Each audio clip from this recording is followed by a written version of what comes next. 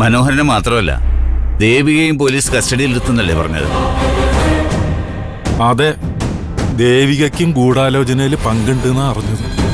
ഇന്ന് സ്വാമിയോട് ആര് പറഞ്ഞു? സ്വാമിക്ക് ഇതിൽ എന്തോ കാര്യമായ ആനന്ദം ഉള്ളതുപോലെ തോന്നുന്നുണ്ടല്ലോ.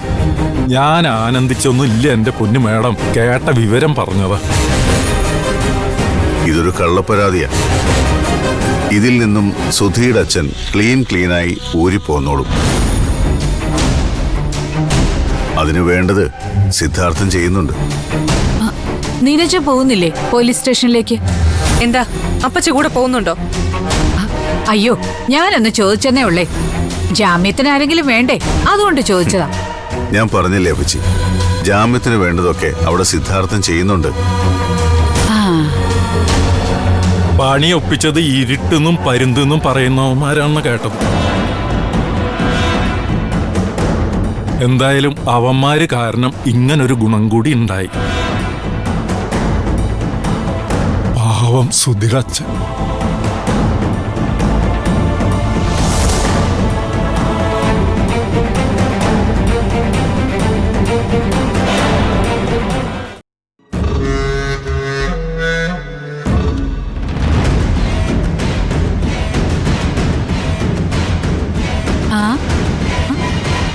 എന്താണ് പൊന്നാങ്ങളെ ഫോണിലേക്ക് കണ്ണുനട്ട് ഇങ്ങനെ കാത്തിരിക്കുന്നേ? എന്തെങ്കിലും തൂതു വരാനുണ്ടോ? നീ നിന്റെ പാട് നോക്കുക കാഞ്ചനെ. മനുഷ്യനെ എവിടെയെങ്കിലും സ്വസ്ഥമായിട്ട് ഇരിക്കാൻ സമ്മതിക്കില്ല നീ. ആഹാ, അത് കൊള്ളാലോ. നിങ്ങളുടെ സ്വസ്ഥതക്കേടിന്റെ കാരണം ഞാനാണോ? ഓരോന്ന് ചെയ്തു കൂട്ടുമ്പോ ആലോചിക്കണായിരുന്നു, ഒരു കാലത്ത് തിരിച്ചടി ഉണ്ടാവുമെന്ന്. തിരിച്ചടിച്ചാല് അതിനെങ്ങനെ തടയിടണമെന്ന് എനിക്കറിയാം. നിന്റെ ഉപദേശം സഹായം ഒന്നും വേണ്ട. അയ്യോ, ആര് സഹായിച്ചാലും നിങ്ങൾക്ക് രക്ഷയില്ല. രക്ഷപ്പെടാൻ ശ്രമിക്കുന്നതിനനുസരിച്ച് താഴത്തോട്ട് പോയിക്കൊണ്ടിരിക്കുന്ന ഒരു ചതുപ്പിലാ ഇപ്പൊ നിങ്ങളിരിക്കും. മുങ്ങിച്ചാവുക എന്നത് മാത്രമാ മുന്നിലുള്ള ഏക മാർഗം. ആയിക്കോട്ടെ, പക്ഷേ ചത്താലും ആരുടെയും മുമ്പിൽ ഞാൻ തല കുനിക്കില്ല. ആ, അത് കൊള്ളാം. ഇത്രയൊക്കെ ആയിട്ടും അഹങ്കാരത്തിന് മാത്രം യാതൊരു കുറവുമില്ല. എന്താ അപ്പച്ചി? നിന്റെ താടി ദേ ഫോണും പിടിച്ച് പേഴിച്ചിരിക്കുക. കാര്യം എന്താന്ന് ചോദിക്കണേ അങ്ങോട്ട്. എന്താ സർ, എന്തെങ്കിലും പ്രശ്നമുണ്ടോ? അത് പിന്നെ നിരഞ്ജൻ,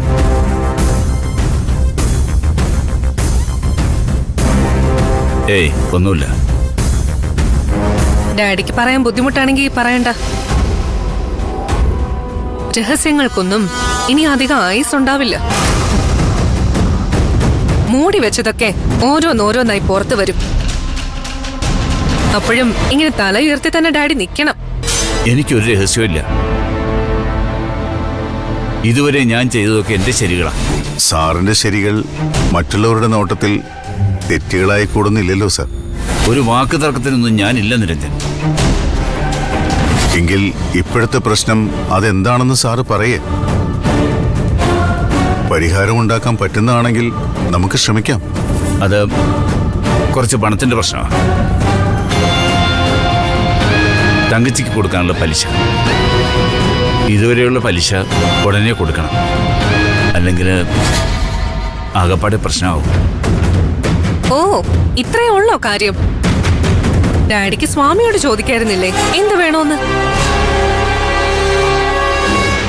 ഏത് കാര്യത്തിനും കൃത്യമായ ഉപദേശവും സഹായവും തരുന്ന ആളല്ലേ സ്വാമി? അതെ, സ്വാമിയോട് ചോദിക്ക്. തങ്കച്ചിയെ പോലെ വേറെ ആരെങ്കിലും കസ്റ്റഡിയിലുണ്ടോന്ന്? ഉണ്ടെങ്കിലേ നമുക്ക് അവരുടെ കയ്യിൽ നിന്ന് കടം മേടിച്ച് തങ്കച്ചിയുടെ പലിശ കൊടുക്കാം. എങ്ങനെയുണ്ട് ഐഡിയ? കാഞ്ചനെ, നീ ഒന്നും മിണ്ടായിരിക്കെ. ഓ, ആ സാറ് ടെൻഷൻ ആവാതെ, നമുക്ക് എന്തെങ്കിലും വഴി കണ്ടുപിടിക്കാം. ആ, ഒരു വഴിയുണ്ട്. എനിക്ക് പെട്ടെന്ന് തോന്നിയ ഒരു ബുദ്ധി പരിപാടിയാ. എന്ത്? അല്ല, നിന്റെ കുറെ ആഭരണങ്ങള് ഇവിടെ കെട്ടിപ്പൂട്ടി വെച്ചിട്ടില്ലേ? തങ്കച്ചിയുടെ പലിശ കൊടുക്കാൻ തൽക്കാലം അതെടുക്കാം. അത് മതിയായിരിക്കും അല്ലേ? അത് പറ്റില്ല. എന്റെ ആഭരണങ്ങള് പണ്ട് പലിശക്കാരിക്ക് കൊടുക്കാനുള്ളതല്ല.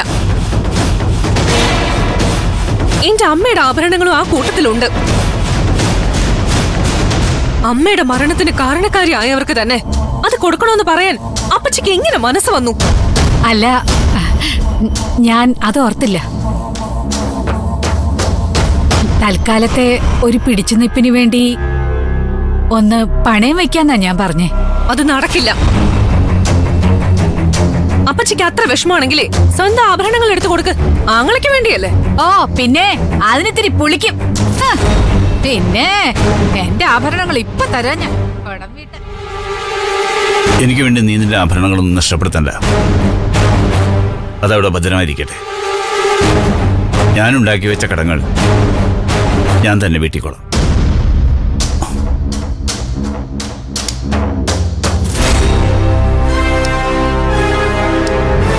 നീ എന്താ അക്ഷര ഇങ്ങനെ പെരുമാറുന്നത്? ഒരു പ്രശ്നം വരുമ്പോ ഒന്നിച്ചു നിൽക്കുകയല്ലേ വേണ്ടത്? നിങ്ങൾ എന്താ പറയുന്നേ? ഞാൻ എന്റെ ആഭരണങ്ങള് ആ സീതാലക്ഷ്മി തങ്കച്ചിക്ക് കൊടുക്കണമെന്നാണോ? അതെ.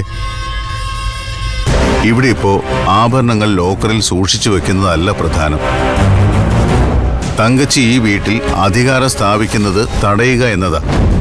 അതിനുവേണ്ടി എന്തൊക്കെ ചെയ്യാമോ അതൊക്കെ ചെയ്യണം.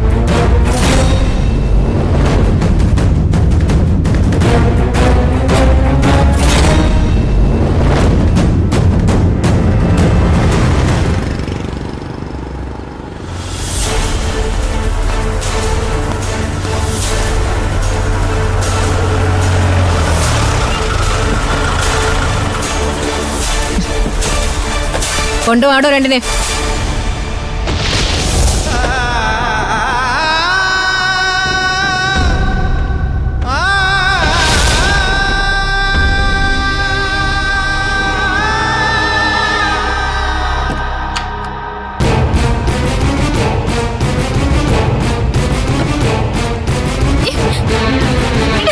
നിങ്ങൾ വെക്കോ.